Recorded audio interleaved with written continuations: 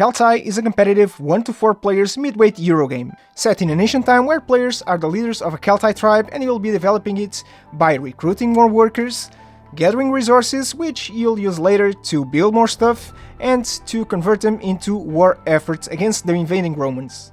And the player with the most glory by the end of the game is the winner. This is the new game by Pythagoras. Thank you so much guys for sending me this review copy. And this game was designed by Orlando Sa, the same designer from Pessoa. So what kind of game is this? So mechanically, this is a rondel action selection engine building game where on your turn you're doing 3 things. First, you're moving this huge pawn clockwise around the board between 1 and 3 spaces. Wherever you end up, you choose one of the 2 main actions adjacent to it. Before that, you have the chance to swap out one of your active workers with one of the workers on that action spot. And then, finally, you carry out the action you chose. And that's pretty much everything you'll be doing on your turn. Now, there are 4 actions in this game. One of them allows you to get more cards. These will be used as resources in some other actions. One other action you can do is to build. And this is where cards come in handy. To build, you need to spend as many cards as your player board tells you of the same symbol of where you want to build. So you spend the cards and you take one of your discs and place them in one of the matching buildings. One other action you can use cards on is to battle. To do it, you just spend as many cards of the same type as you want to, and you gain that much strength times the number of warrior workers you have. And that will be tracked with a cube on your own player boards. After that, you can use the strength you've just acquired to battle the invading Romans by spending that much amount of strength, reducing it on your tracker, and gaining this tile. And the last thing you can do is to recruit more people into your tribe. So you start out the game with these 3 active workers. They are not in your tribe yet. You can add them to your tribe by doing the action, and depending on how many of these blue noble workers you have, you can recruit more people. Why do you want to do this? Because workers boost your actions by a lot. And you'll all be taking turns over a series of rounds. Every time this pawn goes a full lap around the board, one of the players will place one of these progress tokens on one of the scoring cards. Once every progress token in that column is depleted, the end of the game is triggered, and the player with the most points wins the game. So this is a very point-salady game. If you've played Pessoa by the same designer, you'll definitely see some inspiration here. Mainly in the 4 quadrants of actions, except this is much better. So this is point-salady in a way that there's a ton of ways you'll score at the end of the game. Pretty much everything you'll do will score you one way or another. But there's one very clever scoring mechanic here, which are these scoring cards.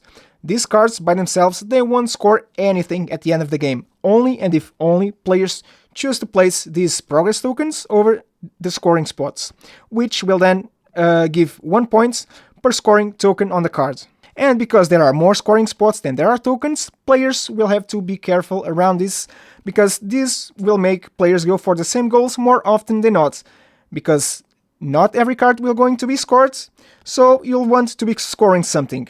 So you'll want to be going for something like this. And that's fine, because the game is not tight at all. If you're looking for a tight game, this is not it. There's already a lot of spots on the board for everybody as it is, but the scoring cards will definitely make the game a little tighter, as it gives the players a focus, and the players will definitely drive towards these goals more often than not. But yeah, other than the scoring cards, pretty much everything will give you points. So these building bonus tokens will give you 1 point. These recruitment tokens will give you either 2 or 1 point, depending on which ones you get. Also, the invaders will give you either 2 or 1 point for defeating them. The usual player board's threshold. Whenever you build a certain amount of buildings, you'll get points on every threshold. Whenever you recruit a certain amount of people, you get points. So there's a lot of stuff that gives you points at the end of the game. So this is one of those games that starts out really slow as you're building your tribe of workers, but halfway through the game, it's just woof, it'll be over before you know it. But it's never not meaningful. It feels like I'm actually doing something on my turn.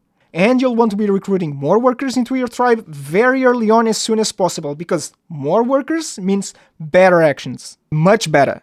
But of course you can always give up those workers and send them to the Order to convert them into druids. A druid is a wild worker that makes up for any of the 3 basic workers. This game is great. Everything plays very smoothly, it's not complex at all, the turns are fairly quick, the game itself is not so quick, so in the box says 50 to 100 minutes, that sounds about right.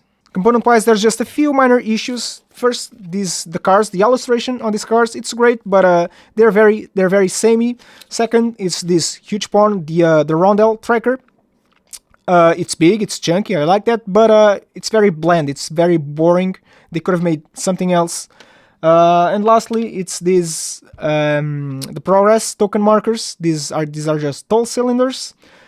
You'll be placing this on the scoring cards like this, but if someone just nudges the table a bit, they'll just fall over. They're very easy to tip over. And then, where was the token? Yeah, does anybody remember? Yeah, that might happen. But again, these are very minor things. Everything else is great. I really like these worker tokens. They're really clear, very easy to tell apart. They have a bag. You pull them out of the bag to restock them. That's great. The rulebook is amazing, very clear, with a lot of illustrations and examples. This is actually really good. And then, of course, you have the artwork by Dimitro. I mean, look at this. This is gorgeous. This is amazing. The board is beautiful. This is very much my kind of game. It's not complex at all, although I tend to like complex games, but it just has enough depth to almost feel like a heavy game. I really like this game. The theme on top of it is great, the artwork helps it a ton, and if you've played Pessoa, you'll definitely see some similarities, but other than that, it's a huge improvement from that game. So for me, this is an 8.5 out of 10. Very fun, great game by Pythagoras, probably their best game right now. And we're done. Thank you so much for watching, I hope you enjoyed it, and until next time.